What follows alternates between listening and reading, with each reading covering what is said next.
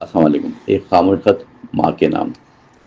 رات خاموش تھی، کمرہ سنسان، ٹیبل پہ ایک مدھم سی روشنی جل رہی تھی، کھڑکی سے روشنی آ رہی تھی آہستہ آہستہ، اور کمرے میں خاموشی سے پھیل رہی تھی۔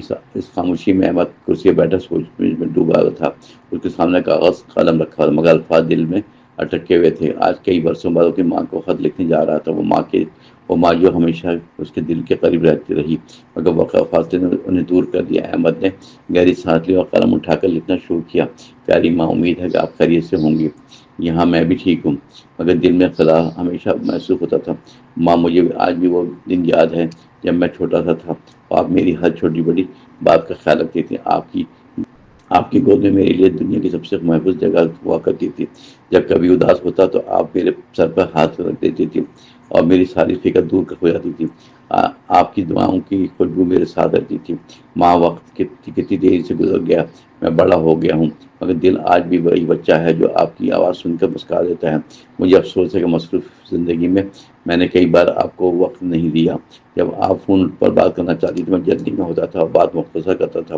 آج جب خاموشی میں بیٹھا ہوں، ماضی کو یاد کرتا ہوں، تو دل میں عجیب سا درد محسوس ہوتا ہے۔ ماں، آپ نے ہمیشہ مجھے صبر اور محبت کا سبق دیا، مگر میں نے اکثر ان باتوں کو نظر انداز کیا۔ آج سمجھ آ رہا ہے کہ ماں کی محبت کتنی قیمتی ہوتی ہے۔ یہاں یہاں اس اجنبی شہر میں جب کبھی میں تھک جاتا ہوں تو آپ کی باتیں یاد آتی ہیں، اور آپ کہتی تھی کہ بیٹا، مشکل وقت میں ہمت نہیں ہارنا، کیونکہ اندھیری رات کے بعد صبح ضرور ہوتی ہے۔ ماں، آپ کی یہی باتیں آج بھی مجھے مضبوط بناتی ہیں۔ میں جانتا ہوں کہ آپ ہمیشہ میری کامیابی کے لیے دعا کرتی رہتی ہیں۔ ماں، مجھے یاد ہے کہ جب میں پہلی بار شہر آیا تھا تو آپ کی آنکھوں میں آنسو تھے، مگر لبوں پر دعا تھی۔ آپ نے کہا تھا کہ بیٹا، جب بھی رہو، انسانیت اور سچائی کو کبھی نہ چھوڑنا۔ ماں، میں کوشش کرتا ہوں کہ آپ کی نصیحتوں پر عمل کروں، آپ کی زندگی کا حصہ بنا سکوں۔ اگر کبھی میں آپ کو دکھ پہنچاؤں بیٹھا ہوں تو مجھے معاف کر دینا ماں، کیونکہ بیٹا اکثر اپنی مصروفیت میں وہ باتیں بھول جاتا ہے جو سب سے اہم ہوتی ہیں۔